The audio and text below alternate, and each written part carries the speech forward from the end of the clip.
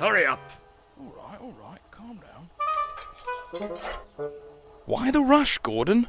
It's great to see you finally being useful for a change. Express engines should not be forced to pull trucks. Careful, Gordon. You don't want to get too big for your buffers. You wouldn't understand, little Thomas.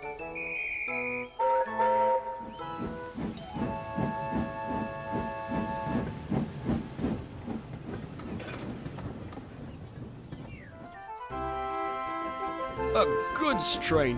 A goods train! The sooner this is over, the better.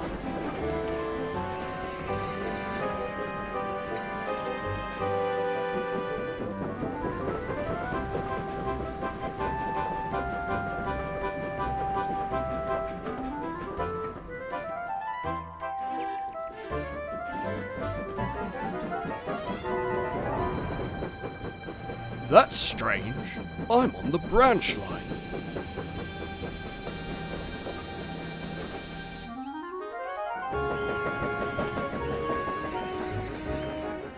I'm an express engine. I don't go slow.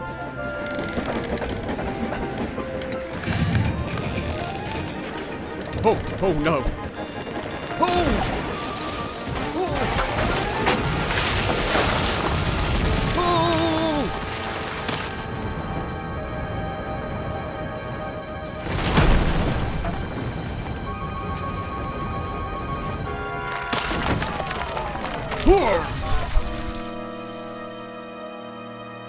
Oh dear.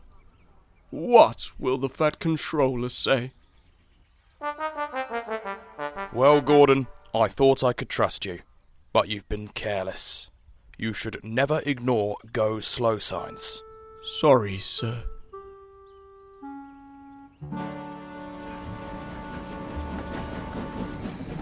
Well. It's nice to see you on the rails for a change. Oh, shut it, James. Everyone makes mistakes, Gordon. Even you. It seems you're right, little... Thomas. I may have been a little too big for my buffers. That being said, it's good to be pulling the express once again. So there we have it. Gordon takes a tumble. I'm going to walk you through some of the making of this video. I was very lucky to have James come to stay again and help me with yet another video. He always comes down to make the best shorts. Perhaps there's a reason for that. Must be a coincidence.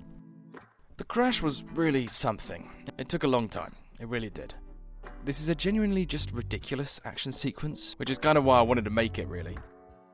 The first step was getting Gordon to come off the rails and down the bank. Now, naturally, Gordon just wanted to flip over. I already added plenty of weights into the stunt Gordon, but I also had a bunch of weights on Gordon's left side to prevent him tipping.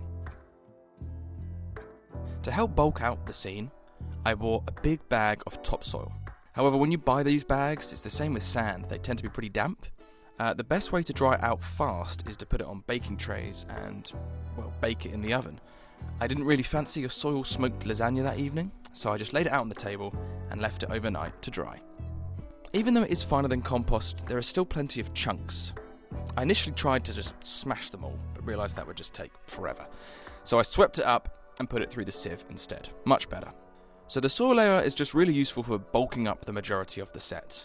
But what it's also there for is this sort of underlayer that Gordon can churn up as he crashes through. I sprinkled a variety of woodland scenic turfs on top, mixture of browns and greens, and if I wanted to make it look really cool, I could have used static grass. That would really look quite realistic and great. I'm going to walk you through the two custom builds I made for this. So the first one, of course, is the warehouse, shelter, shed type building. I didn't really make any sort of plan for it. I had some balsa wood from a past project, so I just sort of started there. I used Annie to make sure the height was enough that an engine could fit underneath, and then I cut a few of the stilts out of the wood and then sanded each end to make sure they were smooth.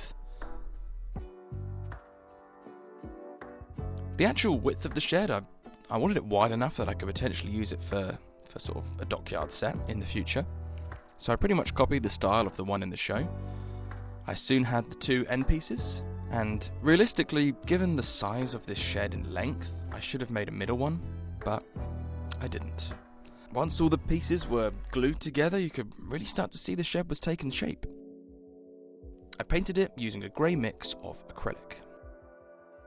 I've actually made one of these sheds before. It was ultimately built for Dockyard Dynamite for the explosion scene. For this roof, I used these corrugated iron-shaped pieces of cardboard. Corrugated cardboard. For this set, I was in a rush, so I just simply glued some pieces of foam core on the roof and painted them black. I'll definitely be going back and redoing the roof of this shed, but for the angles that are in this shot, I knew this would work just fine. I used some rust orange and black weathering powder, added a few chains, and it finally looked the part. I, of course, also needed a barn. I decided to 3D print this one instead, just as I figured cutting all of the balsa wood for this would take quite a while. It's not going to feature that heavily and not that up close, so I didn't go crazy on the sort of aftercare of the print. I started by spraying it tan as a base wood colour, and then went in with different shades of brown in a sort of wash, some more orange heavy, some green, some black. I'd done this with the intention of trying to keep a wood grain, but realistically I'd need to be using a much smaller grained brush, so I went in a lot thicker with the brown in the end. Once I was okay with the brown paint, I then went along and scratched parts of the darker brown off, which revealed that sort of base tan layer underneath. I only had these sort of, I guess, glossy acrylic type paints to hand, so I then went in with a mixture of weathering powders to remove this glossy look. Another method I use is sort of shaving these pastel chalks. They're like weathering powders, but a fraction of the price. A really useful method. I then used watered down PVA and glued a mixture of soil and fine turf from Woodland Scenics to different parts of the shed. They give it a dusty, dirty texture. Probably a bit unrealistic, but I like it. I went in much more heavily on the sides that were sort of damaged by the supports that needed some sanding and some filling really. It looks a lot better than chickenpox riddled shed wall.